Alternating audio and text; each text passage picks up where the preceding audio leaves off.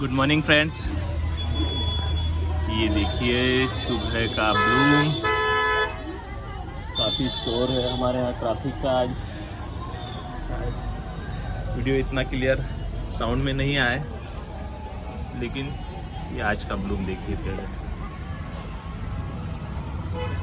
मल्टीपेटल flower और इधर buds देखिए, ये भी मल्टीपेटल का है। ये वाइट कलर का है जो फट चुका है। तो सर्दियाँ 15 दिन पहले स्टार्ट हुई थी, करीब 8-10 दिनों तक बहुत अच्छी सर्दी हुई। इतनी ठंड थी हमारे यहाँ कि रात को ओस भी काफ़ी गिर रही थी, लेकिन अचानक से बड़ी सर्दी और उसके बाद में वापस टेम्परेचर अभी हो गया है लोग 28, 29 और 30 के बीच में। आज का टेम्परेचर हमारे यहाँ 29 डिग्री का है मैक्सिमम, और रात का टेम्परेचर करीब 17-18 डिग्री का। तो इस टेम्परेचर में हमारे एडेनियम को कोई भी प्रॉब्लम नहीं होती। जैसे आप देख रहे होंगे सभी मेरे रोजी एडेनियम में फ्लावर और लीव्स हैं। कई सारे प्लांट की लीव्स येलो होकर गिर रही है।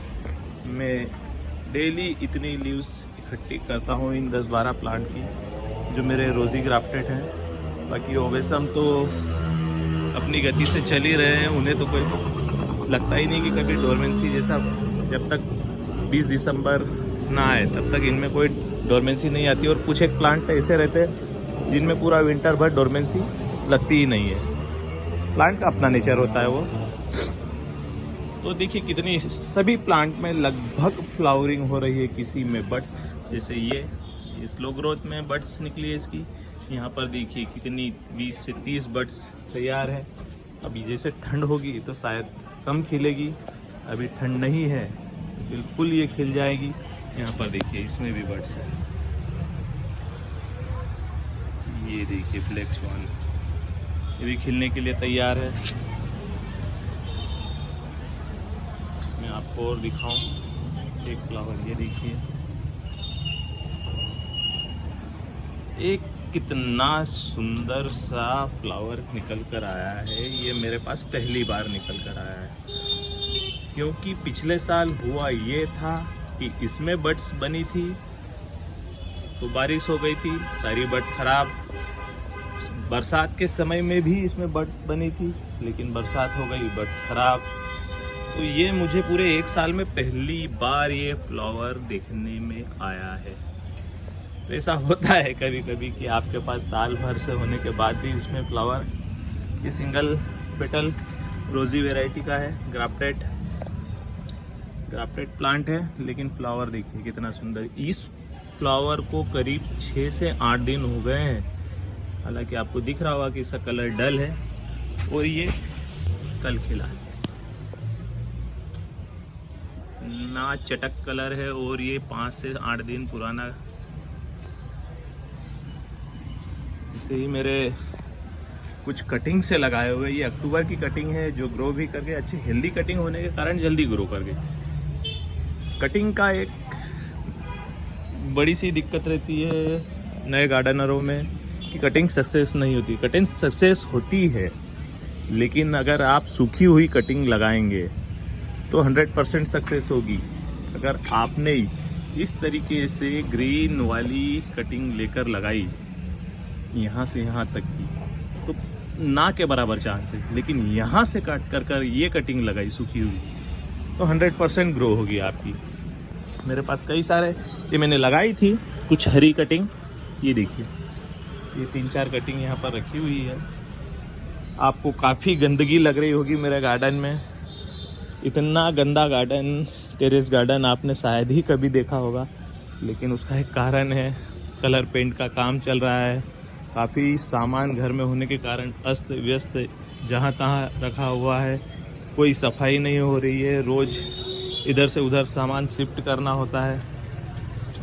लेकिन अब क्या करें, ये काम सबसे मेहनत और मुश्किल से भरा होता है जब घर में रहते हुए घर में कोई काम हो, रेनोवेशन करवाना हो या कलर पेंट करवाना हो, ये बड़ी दिक्कत और समस्या है। देखिए येलो लीव्स कभी भी आप हटाएं आपके प्लांट से तो वो खुद से हट रही हो तो ही हटाएं इशारे से। जैसे कि इसे 2 बार टच करने पे ये नहीं हटी, इसे बिल्कुल भी ना हटाएं। और जो सामान्यतः अपने मर्जी से निकल रही है उन्हें बिल्कुल निकाल लीजिए। इसे ना हटाने से कोई फ़ायदा है ऐसा नहीं है, इसका फ़ायदा सिर्फ एक ही है कि ये पत्तियाँ आपके प्लांट की मिट्टी से एक्स्ट्रा मॉइस्चर ऑब्जर्व कर लेगी।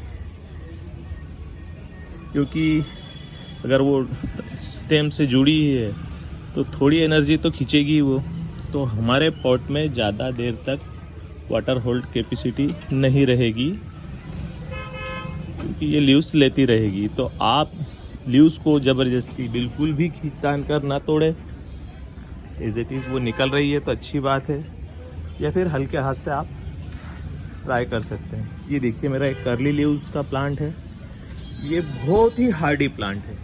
देखिए तने कितने मोटे हैं कोडेक्स के साइज के हिसाब से, और लीव्स देखिए।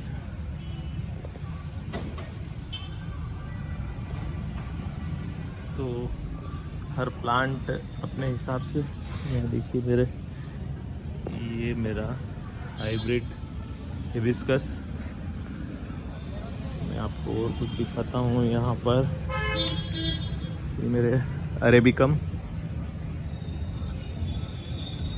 यहाँ पर ही देखिए ये मेरे देसी ओबेसम में मैंने कुछ सीड्स लगाए थे। इतने सालों से गार्डनिंग करने में इतना अनुभव लेने के बाद भी जो नेचर में खुद ग्रो होते हैं उन प्लांट की तो क्या ही बात की जाए। हुआ ये था कि मेरे पास कई सारे सीड पॉट इकट्ठे हुए थे, कलेक्ट किए थे मैंने, तो मैंने लगाया उन्हें। एक समय ऐसा आया था कि मेरे पास एक सीड पॉट बच गया और मेरे पास न पॉट था, न कोकोपीट था, न सैंड बची हुई थी और समय भी इतना नहीं था। तो मैंने क्या किया, उसमें से कुछ सीड इसमें लगा दिए और कुछ ऐसे ही फेंक दिए। नतीजा 2 महीने बाद ये निकल कर आया है कि जितने भी मेरे 10-12 पॉट में लगे हुए सीड्स हैं, मैं आपको दिखा देता हूँ।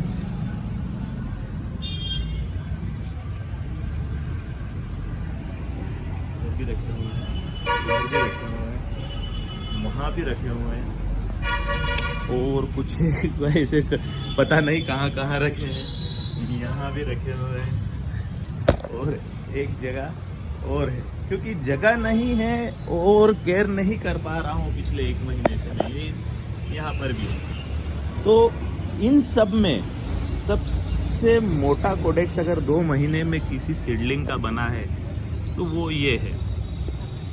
इनमें और उनमें एक फ़र्क है कि उन्हें मैंने कोकोपीट सैंड में लगाया और सैंड में रखा, और पिछले कुछ 15-20 दिनों से मैंने उन्हें सन में रखा है। और ये जिस दिन से लगे हैं उस दिन से फुल सन में है।